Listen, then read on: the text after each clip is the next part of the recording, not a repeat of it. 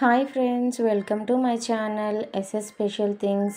ఈరోజు మన వీడియోలో కిచెన్ వేస్ట్ తోటి కంపోస్ట్ ఎలా తయారు చేసుకోవాలో చూద్దామండి. నేను ఒక ఆయిల్ క్యాన్ బాక్స్ తీసుకున్నాను. దానికి చుట్టూ డౌన్ సైడ్ హోల్స్ పెట్టుకున్నాను.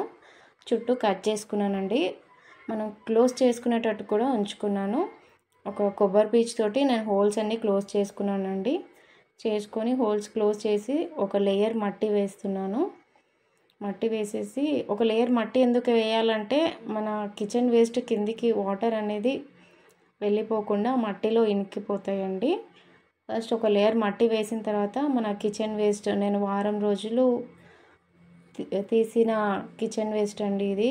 ఉల్లిపాయలు కానీ, టమాటోలు కానీ, మన ఫ్రూట్స్ కానీ, వెజిటేబుల్స్, ఫ్రూట్స్ ఏవైనా ఓన్లీ కిచెన్ వేస్ట్ మనం తీసుకోవాలండి. రైస్ అలాంటివి తీసుకోవద్దు. వండిన కూరగాయలు కూడా తీసుకోవద్దు.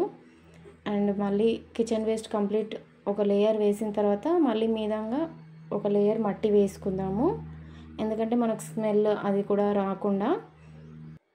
ఇలా ఒక లేయర్ మట్టి వేసుకున్న తర్వాత మనం క్యాప్ పెట్టేసుకుందామండి. క్యాప్ పెట్టుకొని పక్కకు ఉంచుకోవాలి. మన కంపోస్ట్ అనేది రెడీ అయిపోతుంది. ఈ వీడియో మీకు నచ్చినట్టయితే like and share and subscribe చేయండి. Thank you friends.